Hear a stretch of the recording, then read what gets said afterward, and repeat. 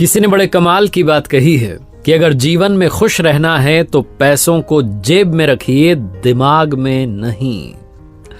नमस्ते दोस्तों, मैं हूं आरजे कार्तिक। एक बहुत ही छोटी सी कहानी। एक पति पत्नी के जीवन से खुशियां कम होती जा रही थी।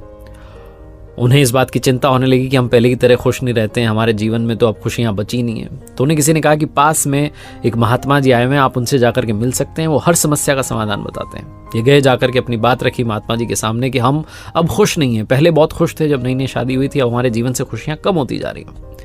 महात्मा जी ने कहा बहुत आसान है, बहुत आसान है।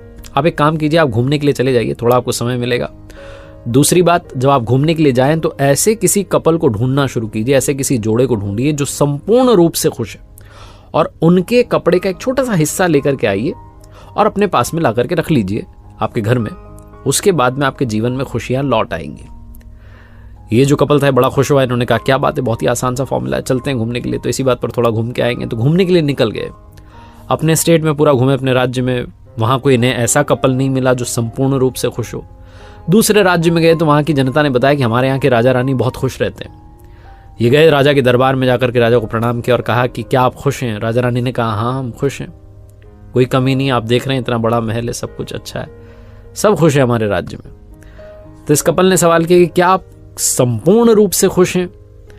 तो राजा रानी का चेहरा थोड़ा सा उदास हो गया। उन्होंने कहा संपूर्ण रूप से खुश तो नहीं है, क्योंकि हमारी कोई संतान नहीं है। इस बात का हमें मलाल रहता है कि हमारी कोई संतान नहीं है, लेकिन ठीक है, ये प्रजा ही हमारी संतान। फिर से थोड़ा उन्होंने मुस्कुराने की कोशिश की। इस कपल को वहां से निराशा हाथ लगी। उन्होंने कहा भाई ये खुश नहीं है, ये वहां से चल दिए। घूमते रहे 15-20 दिन बीत गए। किसी और शहर में थे तो वहां एक सुनसान जगह पर पहुंचे, जहां देखा कि एक छोटा सा खेत था, उसमें फसल लहला रही थी। इन दोनों के चेहरे पर खुशी आ गई कि इस सुनसान जगह में भी जो खेती कर रहा है वो तो खुश होगा ही। गए, जाकर के देखा तो किसान जो था वो खेती के बाद ब्रेक लेने वाला था लंच का, और वो लंच ब्रेक में एक पेड़ के नीचे आकर के बैठ गया। दूर से उसकी पत्नी और उसकी बच्ची आ रही थी साथ में भोजन लेकर के। तो उन्हें लगा ये जो परिवार है, छोटा सा परिवार, बहुत खुश है। ये गए, जाकर के उनसे बातचीत की, उनके साथ भोजन किया। फिर इन्होंने अपना सवाल किया कि क्या आप खुश हैं? किसान ने, उसकी पत्नी ने कहा हाँ हम खुश हैं। फिर उन्होंने कहा क्या आप संपूर्ण रूप से खुश हैं? उन्होंने कहा हाँ हम संपूर्ण रूप से खुश हैं, हमारे कोई टेंशन ही नहीं है, ऊपर वाले ने जिस हाल में रखा मस्त रहते हैं। इस कपल को और क्या चाहिए था? जवाब मिल चुका था कि हाँ हम संपूर्ण रूप से खुश हैं। तो पति ने पूछ लिया किसान से कि क्या आपकी शर्ट का एक छोटा सा टुकड़ा मिल सकता है, हमें लेकर के जाना है, किसी ने हमें उपाय बताया। तो किसान हंसने लगा, कहने लगा अगर तुम ये शर्ट का टुकड़ा फाड़ के ले जाओगे तो मैं कल क्या पहनूंगा भाई। इन्हें समझ में आ गया कि ये किसान भी संपूर्ण रूप से तो खुश नहीं है।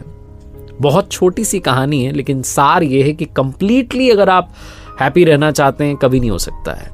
हैप्पीनेस जो है बहुत छोटी छोटी चीज़ों में, बहुत छोटे छोटे पलों में होती है। हम बड़ी खुशी के पीछे, संपूर्ण रूप से खुश होने के पीछे दौड़ रहे होते हैं, और जो अभी खुशी है उसे भूल जाते हैं। इस कहानी को याद रखिए और हर पल में मुस्कुराते रहिए। एक बार फिर से वही बात जो अक्सर आपसे कहता हूं, ऊपर वाले के आशीर्वाद, अपनी मेहनत और अपनों के प्यार के साथ कर दिखाओ कुछ ऐसा कि दुनिया करना चाहे आपके जैसा।